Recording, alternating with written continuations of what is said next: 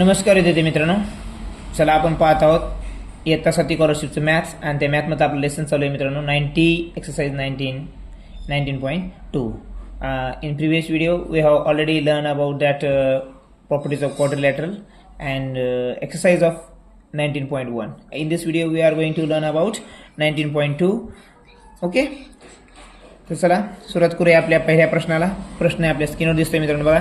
If the measures of quadrilateral are 3x plus 15, x plus 20, twice x plus 30 and 3x minus 20. तर find the difference between greatest and smallest. बघा या ठिकाणी काय करायचं तुम्हाला, जो कोण असेल क्वाड्रिलेटरल मधला जो मोठा आणि सर्वात लहान यातला डिफरन्स घ्यायचा आहे. We have to find out the difference between greatest and smallest angle. Okay, so इथे का फिगर दिली नाही पण आपण एक फिगर काढूया. कळण्यासाठी आपल्याला आवश्यकता नाही आहे पण फिगरनं जरा लवकर समजतं. आलं लक्षामध्ये. हा क्वाड्रिलेटर कोणत्याही प्रकारचे क्वाड्रिलेटर घ्या, पॅरालोग्राफ टाईप कार्ड आहे.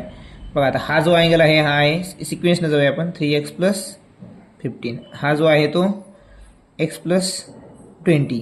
हा आहे ट्वाईस x प्लस 30 आणि हा जो आहे असं करे धरूया आपण, हा आहे 3x मायनस 20. बरोबर. आता मला सांगा the sum of quadrilateral the angles of all quadrilaterals is equal to 360. मग या सर्वांची बेरीज जर आपण केली, सम केली तर 360 येणार आहे. मग यांची ॲडिशन मांडा.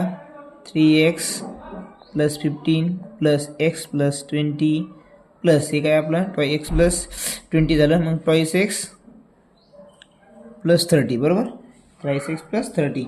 क्वेश्चन एकदा बघून घेऊया आपण. हां, ट्वाईस x प्लस 30 आणि जो शेवटचा आहे तो काय आहे plus thrice x minus 20 is equal to 360. लक्षामध्ये हे आहे आपलं इक्वेशन तयार झालं. आता हे सॉल्व करायचं. आपल्याला सॉल्व केली एक्सची व्हॅल्यू मिळते आणि एक्सची जर व्हॅल्यू मिळाली तर आपण यातला कोणताही कोण काढू शकतो मित्रांनो. फक्त एक्सची जी व्हॅल्यू मिळाली ती व्हॅल्यू एक्समध्ये टाकायची. कुठलाही अँगल आपल्याला मिळू शकतो. यापासून प्रश्न देखील भरपूर सारे तयार होतील. ग्रेटेस्ट आणि स्मॉलेस्ट अँगलची सम किती आहे, बेरीज किती आहे, दोन्हीचा डिफरन्स ऑलरेडी विचारलाच आहे, किंवा त्यांचा हाफ किती होते, त्यांचा सम करून त्यांचा ग्रेटेस्ट आणि स्मॉलेस्ट अँगलची सम करून त्यांचा हाफ किती होतो, हे पण काहीही विचारू शकतात. तर आपल्याला एक्स मिळाले की सगळं आपण काढू शकतो. बघा आता मग आता काय येईल, 3 आणि x 4x, 4x आणि 2 5x, 5x आणि नाही 6, 4 आणि 2 6x, 6 आणि 3 किती मित्रांनो 9x, 9x. आता बघा प्लस, अगोदर आपण प्लसची बेरीज करूया. 15 20 35, 35 आणि 3 30, 65 plus 65 minus 20 is equal to 360. बघा त्या ठिकाणी 9x. आता इथं काय होईल, ही प्लस 50 आहेत मित्रांनो, हे मायनस 20 आहेत म्हणजे 45 राहील. किती पण प्लस 45 राहील. काय राहील प्लस 45. मग इथे किती आन्सर येईल इज इक्वल टू 360. आता आपल्याला काय करता येईल, हे 360 ॲज इट इज आपण कधीही काय करतो मित्रांनो, व्हेरिएबल्स एका बाजूला घेत असतो आणि कॉन्स्टंट एका बाजूला, आहे की नाही. तर या ठिकाणी एक्सची जी व्हॅल्यू आहे ती व्हेरिएबल असणार, त्यामुळे ती काढायची आपल्याला. मग कॉन्स्टंट एका बाजूला घालू म्हणजे काय होईल आपल्याला एक्स मिळेल. मग आता इकडं प्लस आहे, इकडे गेल्यानं काय होईल मित्रांनो मायनस होईल. मग इथं 45 येईल, मायनस 45. बरं, आता आन्सर काय येईल 315. ओके. आता इथं राहील 9x. आता इथं मात्र आपण 9 खाली आणायची वगैरे का भानगडीत पडणार नाही. डायरेक्ट करूया. 9x, 9 1 जा 9, 9 3 जा 27, 9 3 27, 4 उरले आणि 5 घेतले 4ला 45 झाले. मग 9 5 45 म्हणजे एक्स जो आला मित्रांनो तो एक्स काय आला आपल्याला 35. आणि यानंतर तुम्ही आता कोणती व्हॅल्यू काढू शकता आणि कोणताही आन्सर काढू शकता. आता ग्रेटेस्ट बघा या ठिकाणी, ग्रेटेस्ट जो अँगल आहे म्हणजे मोठा जो अँगल आहे तो काय मिळेल आपल्याला. या ठिकाणी ग्रेटेस्ट काय होईल, आता बघा 3x मायनस 20 आणि 3x प्लस 20. 3x सारखं आहे पण याच्यामध्ये प्लस 15 व्हायलेत, याच्यातून कमी व्हायलेत. म्हणजे सगळ्यात मोठा काय असणार आहे 3x प्लस 50. मग 3x प्लस 50 किती येणार तो बघा. आता 3 म्हणजे किती मित्रांनो, 3 तर कॉन्स्टंट आहे त्यामुळे 3 ॲज इट इज. व्हेरिएबल किती एक्स किती मग 35 म्हणून ती व्हॅल्यू टाकायची.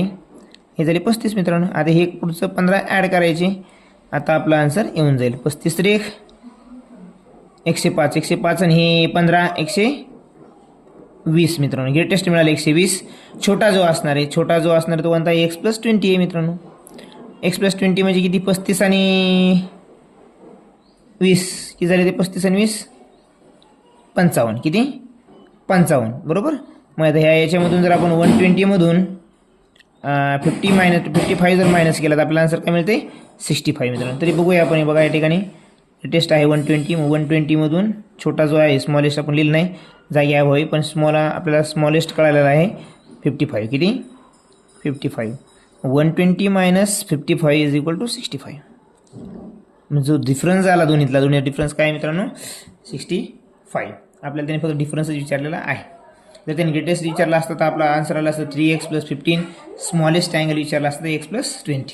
लक्षामध्ये. चला तर बोलूया आपल्या आता पुढच्या प्रश्नाकडे आहे की नाही.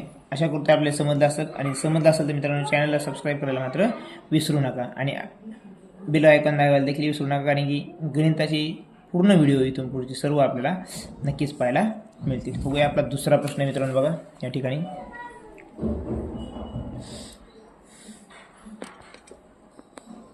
आता दुसरा प्रश्न काय आहे या ठिकाणी बघा.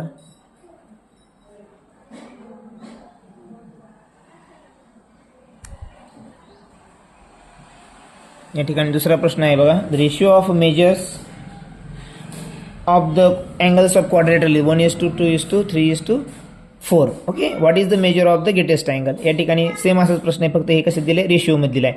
तर हे जर अँगल्स येथे जे अँगल्स आहेत किती माहिती आहे का आपल्याला. Let angle B X ratio दिला आहे बरोबर. पण total sum of the all angles sum of all angles of quadrilateral काय आहे मित्रांनो इज इक्वल टू 360. मग काय येईल आता इथं काय आहे. पहिला अँगल असणार आहे 1x. एक्स किती माहीत नाही आपल्याला, तेच काढायचं आहे की नाही. दुसरा अँगल असणार आहे आपला 2x. तिसरा अँगल असणार आहे 3x. चौथा असणार आहे 4x बरोबर. पण यांच्या सर्वांची जी ॲडिशन आहे ती किती असणार आहे मित्रांनो 360. मग लिहा x + 2x + 3x + 4x. Ratio जरी दिला तर रेशिओ दिला आहे आपल्याला कोण माहिती आहे का नाही, तो आपण एक्स गृहीत धरला आहे की नाही. एक्सची व्हॅल्यू नंतर आपल्याला प्रत्येक अँगल काढता येईल. म्हणजे सर्वांची बेरीज 360 ते किती होईल 3 आणि 3 6 6 आणि 4 10x. ती मित्रांनो 10x बरोबर 360 360. आता काय होईल x बरोबर आन्सर सांगा बरं. 10 1 = 10 10 3 = 30 6 रिमाइंडर राहिला आणि 0 60. 10 6 = 60. x बरोबर काय आला मित्रांनो इथं 36 आला बरोबर. आता हे आपलं आन्सर आहे का नाही. कधी कधी परीक्षेमध्ये काय असतं माहिती का, जे तुमचं पहिल्या स्टेपमधलं आन्सर आहे तेच पहिल्या ऑप्शनमध्ये जवळ असू शकतं. आपण लगेच ते बरोबर आलं की करतो गडबडीमध्ये. पण विचारलं काय ग्रेटेस्ट अँगल हे पण वाचणं गरजेचं आहे मित्रांनो. तर मग ग्रेटेस्ट अँगल काय आहे बघा. मग लिहा greatest angle is equal to greatest angle कोणता आहे याच्यामधला सर्वात मोठा रेशिओ कोणाचा आहे 4चा. 4 हा मोठा रेशिओ आहे म्हणजे तोच मोठा असणार आहे म्हणून 4x घ्या. आता आपला आन्सर आले 36. 36 गुणिले 4 sorry.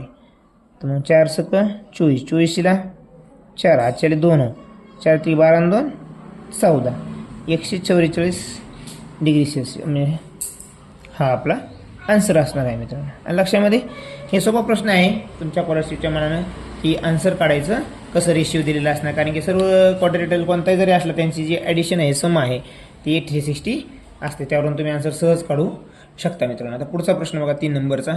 Which figure formed when 2 congruent equilateral triangles joined together. बघा इक्विलॅटर म्हणजे काय म्हणते ते 2 इक्विलॅटरल ट्रायंगल जर एकत्र केले तर कोणता आपल्याला हे मिळणार आहे काय मिळणार आहे क्वाड्रिलेटर मिळणार ते आपल्याला काढायचं आहे. आता इक्विलॅटर मिळालं हे केल्यानंतर बघा मला सांगा इक्विलॅटर म्हणजे काय. इक्विलॅटरल ट्रायंगल म्हणजे तिन्ही बाजू सारखे असणार. आयसोसेल म्हणजे दोनच बाजू सारखे असतात मित्रांनो.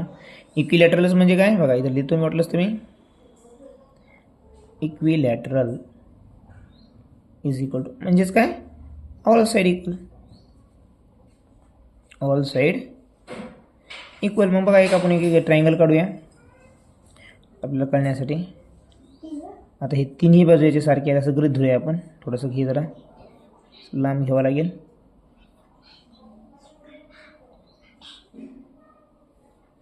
आता परत दुसरा एक सांगितलं त्याने आपल्याला काढायला बरोबर. तो पण इक्विलॅटरल सांगितलं आहे. आता ही बाजू आणि ही बाजू ह्या त्रिकोणाच्या सारख्या आहेत पण हा पण इक्विलॅटरल सांगितलं आहे म्हणून हे पण बाजू सारखे आहेत. मग हा जो ट्रायंगल क्वाड्रिलॅटरल तयार झाला आहे हा कुठल्या प्रकारचा असणार आहे असं त्यांनी विचारलेलं आहे. आता मला सांगा याच्यामध्ये स्क्वेअरमध्ये चारही बाजू सारख्या असतात. इथं पण आहेत मित्रांनो सारख्याच, पण हा लगेच मग स्क्वेअर झाला का नाही, कारण की स्क्वेअरमध्ये काय 90 डिग्री अँगल तयार व्हायला पाहिजे, इथं होत नाही, तसं दिसत नाही. आता मला सांगा पॅरलोग्रामच्या सर्व बाजू सारख्या असतात का नाही, म्हणजे हे ऑप्शन आपलं इकडे कटलं. बरोबर.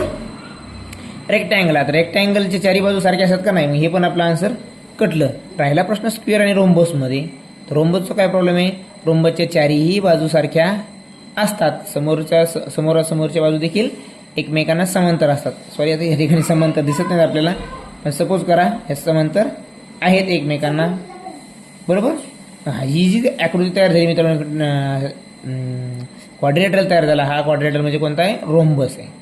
हे दोन तर लागू होत नाहीत, आपल्याला ऑप्शन एलिमिनेट करणं देखील आलं पाहिजे, पण ते केव्हा करता येतं, जर आपला स्टडी जर परफेक्ट असेल तर मित्रांनो. आलं लक्षामध्ये.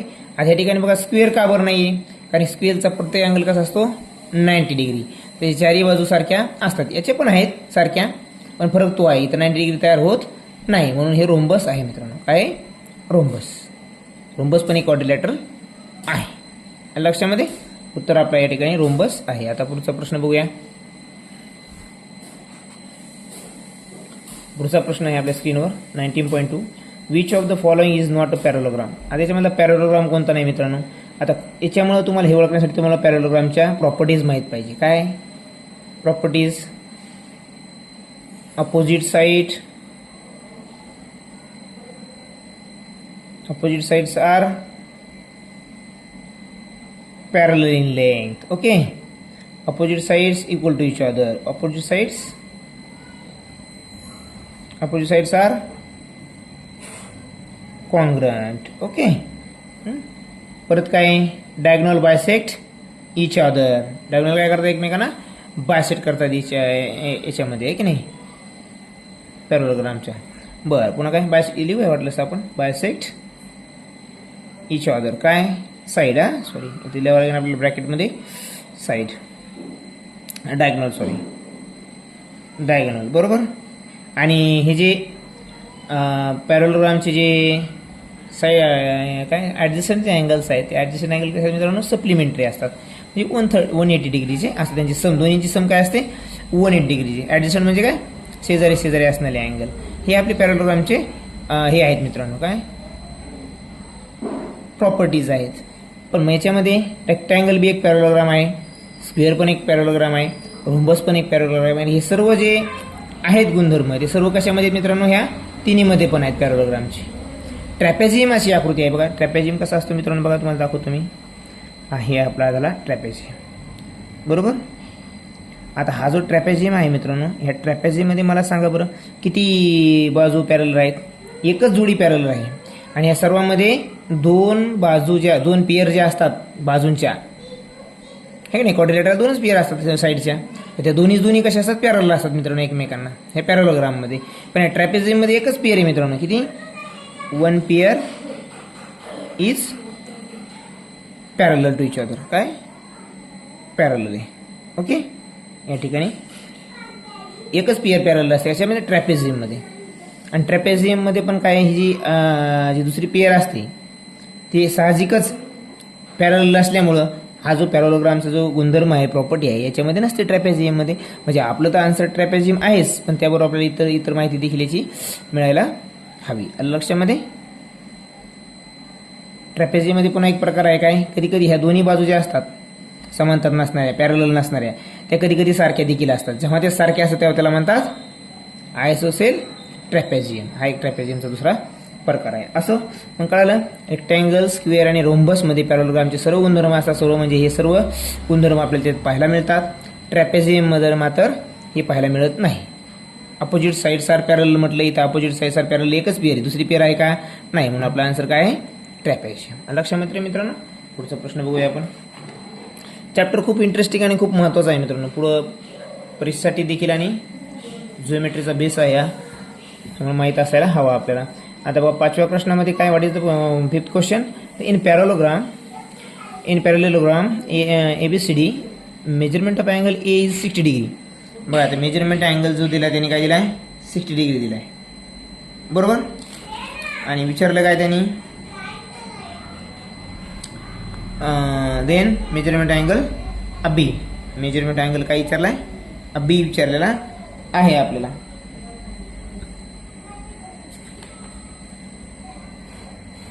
तर हा प्रश्न आपल्याला सोडवता आला पाहिजे. त्याला आपण फिगर थ्रू जाऊया, लवकर समजायला सोपं जाते. म्हणजे ए कोणता आहे काय ते आपल्याला कळणार नाही. त्यामुळे आपण काय करूया, एक कोणता एक फिगर काढूया पॅरलोग्रामची, ठीक आहे नाही. एक पॅरलोग्राम काढूया आपण असा. याला सपोज करा, आता माफी मागतो मी आपली की आपण परफेक्ट जे इन्स्ट्रुमेंट पाहिजेत आपल्याला आकृती फिगर काढायला ते आपण वापरत नाही आहोत. सपोज इतकेही बेडअप नाहीत की ते आपल्याला कळणार नाही. आणि अर्थातच आपण ऐकणारे हुशार आहात, समजू शकता. बघा आता हा आहे आपला पॅरलोग्राम. आता नाव देऊया आपण ए, बी, सी आणि डी. मित्रांनो यातलं त्याने काही एस डायगोनल बी काढूया आपण याला.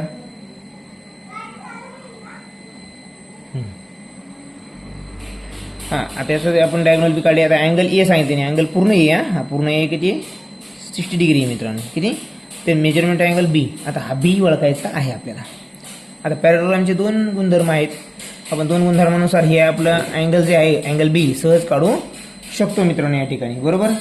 पण त्या अगोदर जे महत्त्वाचा रूल आहे आपण तो बघूया. पॅरलोग्राम कोणता आहे, हे जे पॅरलोग्राम आहे मित्रांनो, ह्या पॅरलोग्रामचा पहिला रूल जो आहे महत्त्वाचा, त्याची जे ॲडजस्टंट अँगल आहेत ते सप्लिमेंटरी असतात. तर लिहूया मग आपण, adjacent angle of parallelogram, parallel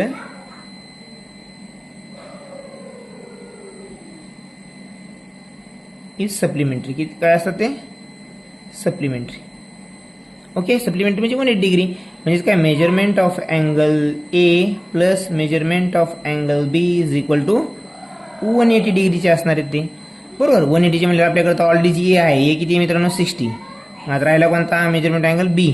बी आता मिळेल आपल्याला. मेजरमेंट ऑफ अँगल बी हा जो आहे आपण डायरेक्ट बी काढू शकलो असतो, पण 180 मायनस 60 इज इक्वल टू 120.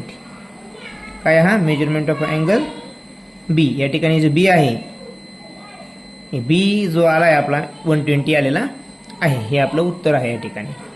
आणि ते कसं आलं आहे, पॅरलोग्रामचा एक गुणधर्म यासाठी माहीत पाहिजे आपला कोणता, की जे ॲडजस्टंट अँगल असतात, मग ते अँगल ए असो का अँगल डी, यांची देखील ॲडिशन किती येणार आहे, 180 येणार आहे. पण आपल्याला बी विचारला आहे म्हणून आपण दोन्हीच तुलना केली. हा 60 आहे तर हा 20 येईल, 120, कारण की दोन्हीची सम किती असायला पाहिजे, 180 असते. त्यामुळं लक्षामध्ये आपलं उत्तर आलेलं आहे measurement angle B 120 degree. Okay, आता नेक्स्ट क्वेश्चन देखील आपल्या स्क्रीनवर आहे बघा. In quadrilateral ABCD, length AB is equal to length BC is equal to length CD is equal to length DA and length AC is equal to length BD. What type of a quadrilateral is quadrilateral ABCD? मग या ठिकाणी बघा एक quadrilateral आहे, ते चारही बाजू सारख्या आहेत, बरोबर. त्यांनी दिलेत त्या शाळेत आपल्याला. त्यामुळे चारही बाजू सारख्या असतील तर तो कोणता असणार आहे, साहजिकच स्क्वेअर असणार आहे. तो काय असणार आहे, स्क्वेअर असणार आहे. काय असणार आहे, तो स्क्वेअर असणार आहे. मग स्क्वेअर असेल तर बघा A, B, C and D हे सर्व इक्वल आहेत एकमेकाला. आणि AC आहे. मग आता हा मला सांगा मित्रांनो, ही AC जर आपण जोडलो, if we connect this AC, if we connect this BD, मग AC and BD is a diagonal. Diagonal पण काय आहेत मित्रांनो, सारखे आहेत, दिलेत त्यांनी. Diagonal is equal to each other. Diagonal is equal to each other. मला सांगा डायगोनल कोणत्या अशी फिगर आहे की तिचे क्वाड्रिलेटरल आहे की तिचे डायगोनल इक्वल असतात. एक तर रेक्टँगल आहे आणि स्क्वेअर आहे. रोम्बसचे बी डायगोनल पूर्णतः एकरूप नसतात, ते कॉन्ग्रुएंट नसतात. ट्रॅपेझियमचे असतात, पण तो आयसोसेल असेल तर मित्रांनो, आलं लक्षामध्ये. या ठिकाणी हे दोन्हीपैकीच एक आन्सर असणार आहे. पण आता एक कॉमन सेन्स आहे कोणता, की याचे चारही बाजू सारखे आहेत बघा. AD is equal to AB, AB is equal to BC, BC is equal to किंवा कॉन्ग्रुएंट CD. ओके, म्हणजे सगळ्या बाजू सारख्या असतील तो कोणता असणार पाहिजे, चौरस. कारण की आपल्याला चौकोन, कारण की स्क्वेअरच्या चारही बाजू सारख्या असतात. रेक्टँगल घ्यायला इथं चान्सच नाही, कारण की रेक्टँगलची समोरासमोरची बाजू इक्वल असतात. इथं चारही इक्वल दिलेल्या आहेत, त्यामुळे इथं साहजिकच आपलं उत्तर आहे स्क्वेअर. दुसरं पाहिजे गरज नाही आपल्याला या ठिकाणी. बरं, तुम्ही म्हणता रोम्बस देखील स्क्वेअरचे गुणधर्म घेतो. रोम्बस आन्सर का नाही? कारण रोम्बसचे जे डायग्नोल्स आहेत मित्रांनो, हे डायग्नोल्स हे कॉन्ग्रंट नसतात, फक्त स्क्वेअरचे असतात, म्हणून स्क्वेअर आपला आन्सर आहे या ठिकाणी. Square is the answer. Why rhombus is not our answer?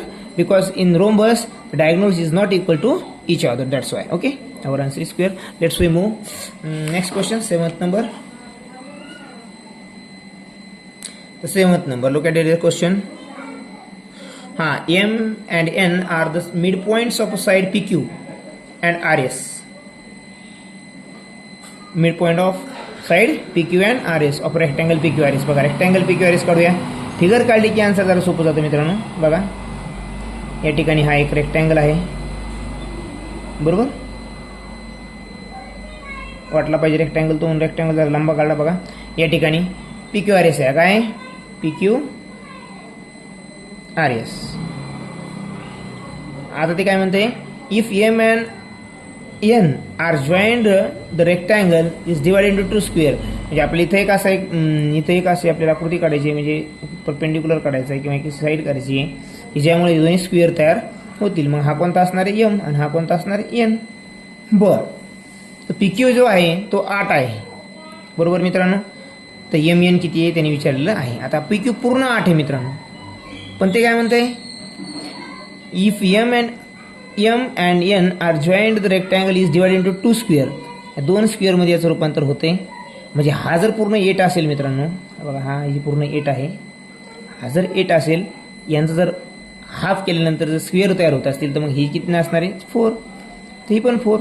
Per 2 square झाले मित्रांनो तयार, बरोबर. 2 स्क्वेअर झाले तर प्रत्येक स्क्वेअर, प्रत्येक जी बाजू असते स्क्वेअरची कशी असते? सारखी असते. मग हा 4 तर हा पण 4, बरोबर. ही 4 तर ही पण 4, सर्व 4च असणार, साहजिकच आहे. म्हणजे MMचं जे माप असणार आहे, लेंथ MN किंवा साईड MN, ती किती असणार आहे? 4 सेंटीमीटर. सोपं आहे प्रश्न. आणि लक्षामध्ये फक्त बेसिक पाहण्यासाठी मित्रांनो तुम्ही आपला पहिला जो एक्सरसाइज 19.1 आहे या लेसनचा, तो पूर्ण व्हिडिओ पहा. आपल्याला हे सर्व बेसिक्स चांगल्यापैकी समजून जातील मित्रांनो, आहे की नाही. तुम्ही देखील सहज आन्सर लिहू शकता. पुढचा प्रश्न बघा, 8 नंबरचा काय आहे या ठिकाणी. If 2 congruent isosceles right angle triangle. बघा असाच एक प्रश्न 19.1 मध्ये होऊन गेलेला आहे, तो जरा वेगळा आहे, हा वेगळा आहे. इथं आयसोसेल्स विचारले. काय विचारले? आयसोसेल्स राईट अँगल ट्रायंगल. आता आयसोसेल राईट अँगल ट्रायंगल काढूया आपण. आता आयसोसेल म्हणजे काय मित्रांनो? 2 बाजू सारख्या, 2 sides are equal to each other, 2 sides are congruent, that's called isosceles right angle triangle. आता हा आहे आयसोसेल राईट अँगल ट्रायंगल. तो कसा आहे ते सांगतो मला. बघा ही बाजू आणि ही बाजू सारखी आहे मित्रांनो याची, बरोबर. असे 2 जर एकत्र केले तर कोणती आकृती तयार होणार ते विचारले. बघा मग या ठिकाणी एक तिथे काढूया आपण आता, बरोबर. आता हा जर काढला मी, आता याची बाजू आणि याची बाजू देखील सारखी असणार आहे. का बरं सारखी असणार आहे? कारण तो आयसोसेल आहे. आपण का त्यांनी सांगितलंच आपल्याला. If 2 congruent isosceles right angle triangle are joined diagonally. Diagonally means from that mid through diagonal. Diagonal is the midpoint of that common in both triangles, नाही की नाही. So what will be the new figure form.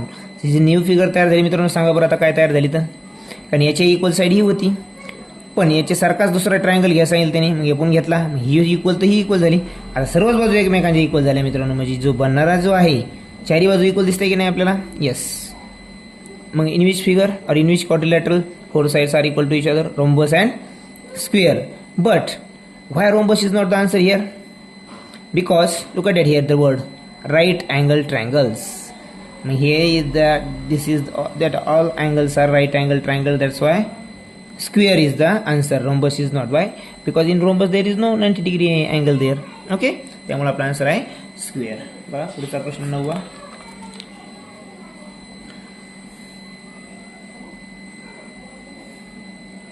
हा 9 नंबरचा प्रश्न आहे. In the figure line PQ. बघा मित्रांनो ही line PQ आहे. पॅरलल लाईन कोण आहे? RS. आणि ही जी AB आहे ती ट्रान्सव्हर्सल लाईन आहे मित्रांनो. Which type of quadrilateral ABCD is form by the bisector of the interior angle. आता इंटेरियर अँगल कोणकोणते आहेत? हे यांचे बायसेक्टर आहे मित्रांनो, बरोबर. आता यापासून जो तो अँगल तयार झाला, हा अँगल कोणता आहे त्यांनी तुम्हाला विचारलेलं आहे. बघा दिसतानाच काय दिसतोय मित्रांनो, रेक्टँगल दिसतोय. काय opposite sides are equal to each other, आणि अपोजिट साईड जर इक्वल असतील तर तो कोणता असतो, रेक्टँगल असतो. आहे आपला आन्सर या ठिकाणी. काय दिसतात फिगर रेक्टँगलची दिसत आहे. बरोबर, लक्षामध्ये. पुढचा घेऊया 10 नंबरचा आय थिंक शेवटचा प्रश्न असावा हा. नाही, याच्यानंतर एक प्रश्न आहे. तरी बघा प्रश्न समजतोय का आपल्याला, आणि समजत असेल तर मित्रांनो चॅनलला लाईक आणि सबस्क्राईब करायला मात्र विसरू नका, आणि आपल्या जवळच्या विद्यार्थी मित्रांना देखील सांगा. In which quadrilateral does the diagonal, let's we see the question here. In which quadrant does the diagonal that joins the points of intersection of the congruent sides bisect the other diagonal at right angle triangles किंवा right angles? असा कोणती figure आहे की त्यामध्ये diagonal that joins the point of intersection of the congruent sides bisect the other diagonal? जो आहे तो मित्रांनो काय आपला काईट आहे. काय तो आन्सर काईट. काईटमध्येच ही जी आपल्याला इंटरसेक्शन दिलेलं आहे दोन साईडचं, कॉन्ग्रुएंट साईडचं, त्या ठिकाणी डायगोनल एकमेकाला बायसेक्ट करतात, ती जी फिगर आहे ती कुठे आहे, काईटमध्ये आहे. म्हणजे कसं इकडे बघा, हे तुम्ही मित्रांनो हे बघा काईट आहे. खूप मोठा होईल आता, असू द्या, जागा भरपूर आहे आपल्याकडं, काढूया. काईट आहे असं समजावं आपण, कारण आपल्याकडे खूप प्रॉपर इक्विपमेंट असतात. हे जे अँगल आहे मित्रांनो बघा, आता हे इंटरसेक्शन पॉईंट आहे त्यांचा, हा मधला आहे की नाही. तर हा जो आहे तो परपेंडिक्युलर असतो. बरोबर, त्याने एक सांगितले. मग हे कुठे आकृती पाहायला भेटते आपल्याला, या काईटमध्ये. म्हणजे आपला आन्सर जे आहे या ठिकाणी मित्रांनो हे काईट आहे. बरोबर, कॉन्ग्रुएंट साईड, आता हे दोन कॉन्ग्रुएंट साईड असं दाखवलेलं त्याने मित्रांनो. बरोबर, बायसेक्ट द अदर डायगोनल, या ठिकाणी बायसेक्ट या डायगोनलला करतात ॲट राईट अँगल ट्रायंगल्स, हे आहे राईट अँगल ट्रायंगलला. मग ही जी फिगर आपल्याला पाहायला भेटते कुठे पाहायला भेटते, काईटमध्ये. म्हणजे आपला आन्सर काय काईट आहे मित्रांनो. पुढचा प्रश्न काय शेवटचा, सोपा आहे. इथं फक्त कन्सेप्ट क्लिअर करण्यासाठी तुम्हाला प्रश्न विचारलेला आहे. प्रश्न काय अवघड नाही, फक्त आपल्याला प्रॉपर्टी माहीत पाहिजे. बघा, quadrilateral ABCD is a parallelogram, measurement of angle A twice x, B thrice x. So what are the measure of the consecutive adjacent angles? तर हे ॲडजसंट अँगल जाणारे कॉन्झिक्युटिव्ह क्रमानं त्यांची क्रम काय आहे किंवा त्या अँगल्स कोणकोणते आहेत ते प्रश्न विचारलेला आपल्याला. बरोबर, आता या ठिकाणी मित्रांनो 2x आणि 3x दिलेलं आहे. तर ही प्रॉपर्टी पॅरलोग्रामची माहीत असायला पाहिजे आपल्याला. Adjacent angle is supplementary means 180 degree. मग मला सांगा measurement of angle A plus measurement of angle B is equal to 180 degree. Adjacent angle आहे ते, क्लिअर वाटलंच तर काय ॲडजसंट अँगल्स. ओके, हे ॲडजसंट अँगल आहेत. मग आता हे किती आहे, ट्वाइस एक्स, हा thrice X is equal to 180. मग काय होईल मित्रांनो, 5x इज इक्वल टू 180. 5 1 जा 5, 5 3 जा 15, आणि हा 15 आणि 3 5 6 जा 30. एक्स बरोबर काय आलं मित्रांनो 36 आलाय. एक्स बरोबर 36 आलाय म्हणून मित्रांनो मला सांगा हा जो अँगल येईल 36 × 2 72 डिग्री. 3 केलं याला तर हे किती येईल 108 डिग्री. बरं हा 108 आहे तर मल्टिप्लिकेशन परत करायची गरज नाही कारण की ॲडजसंट आहेत 120 असणार आहे. मग हा 108 येतं हा 72. बरं हा 72 येतं हा ॲडजसंट आहे. मग दोन्हीची 180 पाहिजे मग हा 108 येईल. जे हे काय येईल 72 108 72 108 प्लस 72 आणि 108 हा आपला आन्सर राहील.